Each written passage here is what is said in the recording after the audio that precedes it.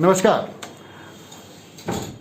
Times MP के इस अंक में अपनों से अपनी बात में आपका स्वागत है। अपनी बात इसलिए बोल रहा हूं कि देखिए, कोविड अस्पताल घोषित कर दिए गए तो वहां पर नॉन कोविड सेक्शन वर्क कर रहा है या नहीं कर रहा है।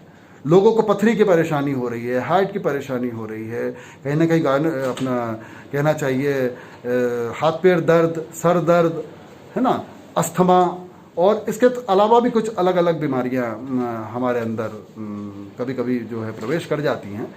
उन सब बातों को लेकर स्थितियां क्या हैं अस्पतालों की। तो हमारे बीच में doctor Anik Gajdhar, Dewas hospital research centre का आप संचालन करते हैं।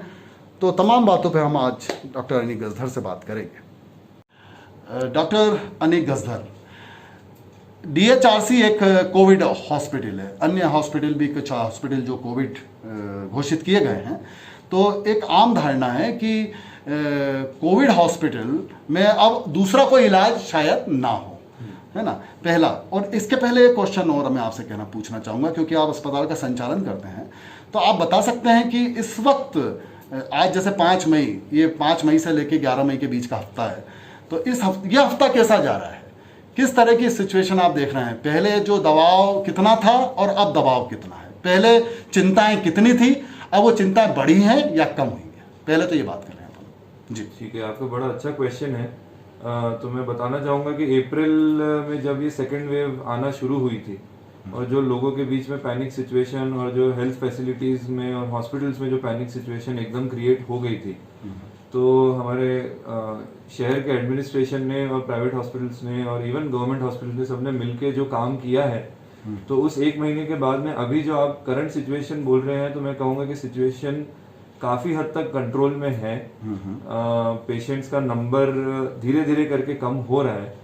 पेशेंट जो शुरू में हमारे पास में लेट स्टेजेस में लेट प्रेजेंट करके आ रहे थे, पेशेंट्स में अवेयरनेस बढ़ी है, पेशेंट्स थोड़े से डरे हुए ज़्यादा हैं, फैमिली में अपने वालों को खो रहे हैं, तो फैमिली में कोई बीमार हो रहा है तो बाकी के फैमिली मेंबर्स भी आके मिल रहे हैं। तो इन सब चीज़ों को देखते हुए थोड़ा सा अवेयरनेस की वजह से पेशेंट को टाइमली ट्रीटमेंट मिल रहा है। तो क्रिटिकल केयर के जो सिवियरली इल पेशेंट्स हैं, उनका नंबर हमें थोड़ा सा कम दिख रहा है। मतलब आपके आईसीयू में वो स्थिति होती थी कि व्यक्ति आ रहा है और उसके बाद आपको बड़ा चिंता हो जाती थी कि अब इनको हम संभालें कैसे। राइट। तो अब आपको टाइम मिल रहा है संभालने। हाँ, हमारे पास में अब टाइम मिल रहा है। हम इस पैंडेमिक में जो सेकेंड वेव आई, तो इसको लेके हम हमारे प्रोटोकॉल्स थोड़े बना पाए हैं, हम थोड़े से अपने आप को प्रिपेयर कर पाए हैं। तो पेशेंट मैनेजमेंट में हम थोड़े से एक दो स्टेप ऊपर बढ़े हैं, ऐसा हमें लगता है। जी। तो it is a good sign. Patients जो जैसे उस वक्त आते थे उसकी तुलना में अभी पेशेंट्स थोड़े से रिलेटिवली अब माइल्ड डिजीजेस लेके आ रहे हैं। आईसीयू लायक इतने पेशेंट्स कन्वर्ट नहीं हो रहे हैं क्योंकि पेशेंट्स टाइम पर हमारे पास। हाँ, वही मेरा पहला सवाल था कि देखिए डॉक्टर साहब, एक चीज मैं थोड़ा ये पूछना चाहता हूँ जो आम चर्चा का विषय होता है कि एक मरीज इतना सीवियर होके आ जाता है, काफी संक्रमित होके आता है, उसको कम से कम 15 दिन आपको इलाज देना होता है, यानी 15 दिन तक वो बेड ऑक्यूपाई हो गया। तो अभी आपको ऐसा लग रहा है कि मरीज अमूमन एवरेज कितने दिन भर्ती रख के, क्योंकि एक बेड पे मरीज तो एक ही आएगा, अगर 15 दिन रहता है तो एक 15 दिन, और वो 5 या 6 दिन में ठीक होकर घर जाके इलाज करने की स्थिति में आता है तो 15 दिन में 3 मरीज भर्ती हो सकते हैं। तो ऐसा कुछ दिखाई दे रहा है? बिल्कुल दिख रहा है। शुरू में हमारे पास जो पेशेंट आए थे वो ऐसे पेशेंट थे जो एकदम से डिटीरियरेट हुए, आने के बाद में 1 या 2 दिन के अंदर उनकी कंडीशन में एकदम गिरावट आई, और फिर उनको रिकवर करने में हमें आप मान के चलिए 12 से 15 दिन लगे।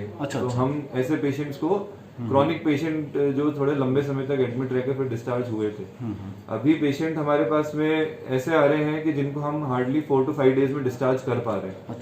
सो दे आर कमिंग अर्ली, उनका ट्रीटमेंट जल्दी हो रहा है और वो जल्दी जा रहे हैं। तो ये एक साइकिल बन गई है। तो बेड में ऑक्यूपेंसी हॉस्पिटल के बेड में आती जा रही है, जाती जा रही है, आती जा रही है, जाती जा रही है। पहले ऐसा हो रहा था कि कुछ ऑक्सीजन बेड्स हैं, जो पेशेंट की डिमांड और रिक्वायरमेंट ज्यादा बढ़ती जा रही है तो उस पे पेशेंट 15 दिन तक पड़े हैं। तो हमारे पास ओपीडीज में पेशेंट आ रहे थे जिनको हमें रिफ्यूज करना पड़ रहा था अनफॉर्चुनेटली, क्योंकि हमारे पास में अवेलेबिलिटीज नहीं हो पा रही थी।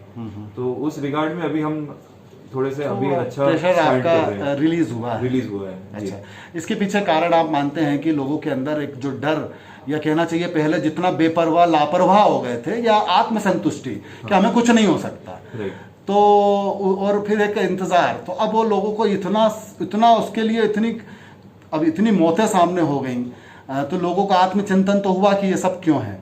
और इस तरह से कहना चाहिए कि एक दूसरे का सपोर्ट करते हुए आपको लोग दिखाई देते हैं क्या? बिल्कुल बिल्कुल। कि पहले तो ये होता था कि छोड़ के चले जाते थे, भाग जाते थे और आते ही नहीं थे, अब क्या वो पेशेंट? बिल्कुल बिल्कुल, अभी काफी चेंज आया है। अब एक्चुअली हो ऐसा रहा है कि आप भी, हर दर्शक भी ये मानेगा कि हर किसी के परिवार में या कोई क्लोज रिलेटिव की डेथ हो चुकी है, अधिकतर यही हो रहा है। तो लोग इतने ज्यादा बॉन्डिंग लोगों की बढ़ गई है कि अब हमारा कोई और मेंबर कोई खोने नहीं देना चाहता। सो एवरीबडी इज ट्राइंग के हम जो हमारा कोई बीमार हो रहा है नियर एंड डियर वन, तो हम 2-3 लोग मिलके उनको टेक केयर करें, हॉस्पिटल स्टाफ की मदद करें। तो स्टाफ भी इनिशियली जो अटेंडेंट्स आते थे उनको लगता था हमको ये फैसिलिटी नहीं मिल रही, वो फैसिलिटी नहीं मिल रही। अब लोग इतने कोऑपरेटिव हो गए हैं कि अगर किसी के पास ऑक्सीजन सिलेंडर हॉस्पिटल में अगर ऑक्सीजन का लेवल कम हो रहा है तो अटेंडेंट्स अपनी तरफ से इधर उधर से कुछ मेहनत करके और अच्छा किस तरह से का लेके भी आ रहे हैं कि अगर हॉस्पिटल में अगर कुछ रिक्वायरमेंट नहीं हो रही है तो हम हॉस्पिटल को मतलब हॉस्पिटल को भी सपोर्ट कर रहे हैं। मतलब कहने का मतलब हर चीज हॉस्पिटल पर डाली जाए, जैसे पेंडेमिक में ये संभव नहीं है। पेंडेमिक का मतलब ही आपको एक टीम की तरह काम करना पड़ेगा। पेंडेमिक में लोग एक दूसरे को सपोर्ट करके आगे बढ़ सकते हैं, सिर्फ और सिर्फ सरकार के भरोसे नहीं बैठ सकते। हालांकि ठीक है, सरकार की विसंगतियों पर हम चर्चा कर सकते हैं, अगर कहीं नजरअंदाजी होती है तो हम उसकी चर्चा एक मीडिया होने के नाते भी कर सकते हैं।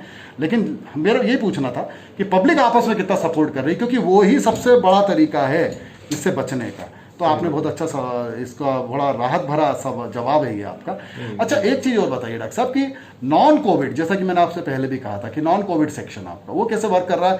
क्या जैसे मान लीजिए कोई पथरी का मरीज है, आप तो इसका आप क्योंकि MS हैं और आप ये सर्जरी का क्षेत्र देखते भी हैं, तो मुझे ये बताएं कि ये जो बीमारियां, पेट की बीमारियां हैं, पथरी की बीमारियां हैं, किडनी की परेशानियां हैं, हार्ट के पेशेंट्स हैं, क्या ये अभी आ रहे हैं या डरे हुए हैं? क्योंकि उनकी भी अगर समय रहते वो नहीं आए तो वो बीमारियां भी बढ़ जाएंगी। तो ऐसा क्या लग रहा है आपको? इनका नंबर रिलेटिवली थोड़ा कम हुआ है क्योंकि लोग जिनको नॉन कोविड प्रॉब्लम्स हैं वो अभी ऐसा सोच के घर बैठ रहे हैं कि अभी मुझे तकलीफ बढ़ नहीं रही है। तो अभी हॉस्पिटल में सिर्फ वही लोग प्रेजेंट हो रहे हैं जिनकी कंडीशन असहनीय होती जा रही है, जिनको पेट में इतना दर्द हो रहा है कि जो दवाई गोली से या लोकल किसी डॉक्टर को दिखाने से उनको आराम नहीं मिल रहा है, तो वो लोग आ रहे हैं। बट कुछ पेशेंट्स हमारे पास में ऐसे आए जो टाइमली अगर हमारे पास में नॉन कोविड में आ जाते तो हम उनको रिलेटिवली थोड़ा अच्छे से मैनेज कर पाते। हाँ, उनको भी नुकसान हुआ है ना। मेरा ये मतलब है। बट हमारे यहाँ पे हमारे हॉस्पिटल में हमने जैसे 2 जोन्स कर रखे हैं। कोविड जोन हमारा अलग है, नॉन कोविड अलग है। तो हमारे वो patient all together Covid patient से अलग रहते हैं। तो हम रेकमेंड भी करते हैं और एनकरेज भी करते हैं लोगों को कि आप इतनी देर तक रुके ना, अगर आपको कोई भी तकलीफ है तो आप आके हॉस्पिटल में दिखाएं। हाँ, मतलब जो कोविड से इतर परेशानियां हैं उसमें आप डरे ना। और वो अन्य बीमारियों को भी टाइमली दिखाएं, वरना वो भी विकराल रूप ले सकती है। जी हाँ, जी हाँ। तो आप अपने प्रिकॉशंस रख के हॉस्पिटल आए। हॉस्पिटल आने में या किसी कोविड हॉस्पिटल आने में आपको कोविड लग जाएगा ऐसा जरूरी नहीं है। क्योंकि हम तो इसके बीच में ही इतने 1 साल से ज्यादा से काम कर रहे हैं। सो आप अपने प्रिकॉशंस रखेंगे, आप डबल मास्क पहने, सैनिटाइजर यूज करें, डिस्टेंसिंग रखें, हॉस्पिटल में अंदर आने का और बाहर जाने का टाइम मिनिमम रखें कि आप अस्पताल में ज्यादा समय व्यतीत नहीं कर रहे हैं। तो आप अपनी नॉर्मल बीमारियों के लिए भी आके डॉक्टर से कंसल्ट कर सकते हैं और उसका इलाज ले सकते हैं। हमारे यहाँ पे हम सर्जरीज भी कर रहे हैं, इलेक्टिव सर्जरीज और इमरजेंसी सर्जरीज भी हम, मतलब अस्पताल में सर्जरी भी जारी है, बिल्कुल कोई चीज, कोई गतिविधि रुकी नहीं है। नहीं रुकी है। बहुत बहुत धन्यवाद, थैंक यू वेरी मच।